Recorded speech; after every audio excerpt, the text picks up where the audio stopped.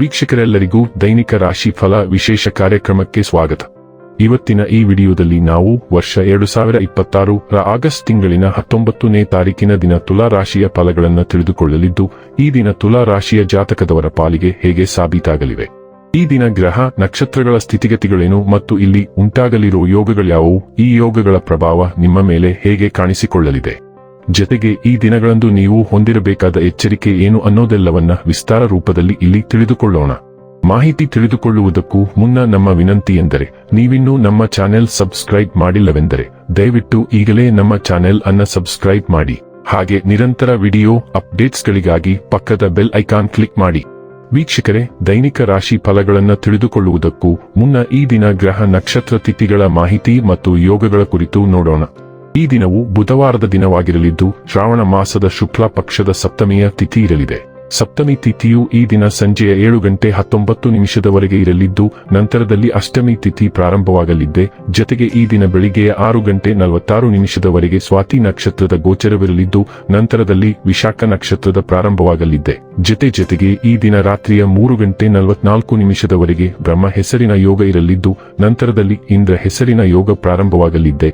ಇನ್ನು ಈ ದಿನ ಚಂದ್ರದೇವನು ತುಲಾರಾಶಿಯಲ್ಲಿ ಗೋಚರಿಸಲಿದ್ದೆ. ಅದೇ ಸೂರ್ಯದೇವನು ಈ ದಿನ ಸಿಂಹರಾಶಿಯಲ್ಲಿ ಗೋಚರಿಸಲಿದ್ದಾನೆ. ಇನ್ನು ಈ ದಿನದಂದು ಅಭಿಜಿತ್ ಮುಹೂರ್ತ ಯಾವುದೂ ಇಲ್ಲ. ಇದು ಈ ದಿನದ ಗ್ರಹ ನಕ್ಷತ್ರ ತಿಥಿಯ ಕುರಿತಾದ ಮಾಹಿತಿಯಾಗಿದ್ದು, ಇದರ ಆಧಾರದ ಮೇಲೆಯೇ ನಿಮ್ಮ ದಿನಚರಿಯಲ್ಲಿಯೂ ಬದಲಾವಣೆ ಕಂಡು ಬರಲಿದೆ.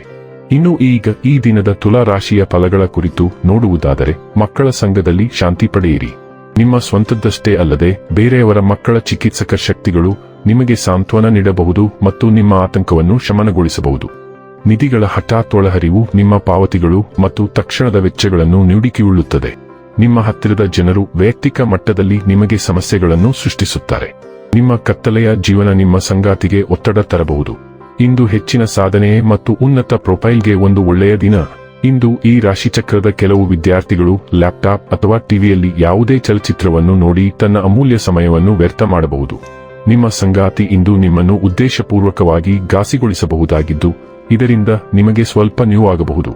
ಇಂದು ನಿಮ್ಮ ಮಾತುಗಳನ್ನು ಗಮನಿಸಿ, ವಿಶೇಷವಾಗಿ ನಿಮಗೆ ತುಂಬಾ ಹತ್ತಿರವೆಂದು ನೀವು ಭಾವಿಸುವ ಯಾರೊಂದಿಗಾದರೂ ಮಾತನಾಡುವ ಮೊದಲು ನಿಮ್ಮ ವಾಕ್ಯಗಳನ್ನು ತೂಗಿ ನೋಡಿ.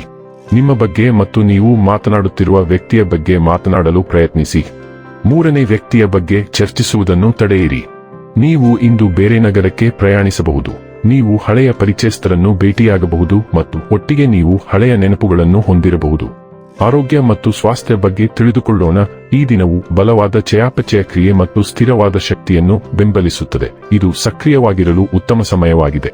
ಅತಿಯಾಗಿ ತಿನ್ನುವುದರ ಬಗ್ಗೆ ಎಚ್ಚರವಿರಲಿ, ಏಕೆಂದರೆ ಇದು ನಿಮ್ಮ ಉಸಿರಾಟ ಅಥವಾ ಸೈನಸ್ಗಳ ಮೇಲೆ ಪರಿಣಾಮ ಬೀರಬಹುದು. ನೈಸರ್ಗಿಕ ಸಮತೋಲಿತ ಆಹಾರವು ವಿಷಯಗಳನ್ನು ನಿಯಂತ್ರಣದಲ್ಲಿಡಲು ಸಹಾಯ ಮಾಡುತ್ತದೆ. ಸೌಮ್ಯವಾದ ಚಹಾ ಮತ್ತು ರಸಗಳು ನಿರ್ವಿಷೀಕರಣಕ್ಕೆ ಸಹಾಯ ಮಾಡಬಹುದು. ವ್ಯಾಯಾಮ, ವಿಶ್ರಾಂತಿ, ನಿದ್ರೆ ಮತ್ತು ಶಾಂತವಾಗಿರುವುದರ ಮೇಲೆ ಗಮನಹರಿಸಿ. ಡೈಲಿ ಲವ್ ಮತ್ತು ರಿಲೇಶನ್ಶಿಪ್ ಬಗ್ಗೆ ತಿಳಿದುಕೊಳ್ಳೋಣ. ನಿಮ್ಮ ಪ್ರಣಯ ಸಂಗಾತಿಯೊಂದಿಗೆ ಸಮಯ ಕಳೆಯಲು ಇದು ಸೂಕ್ತ ಸಮಯ, ಏಕೆಂದರೆ ಆ ಮೂಲೆಯಿಂದ ನಿಮಗೆ ಪ್ರೀತಿ, ವಾತ್ಸಲ್ಯ ಮತ್ತು ಗಮನ ದೊರೆಯುತ್ತದೆ.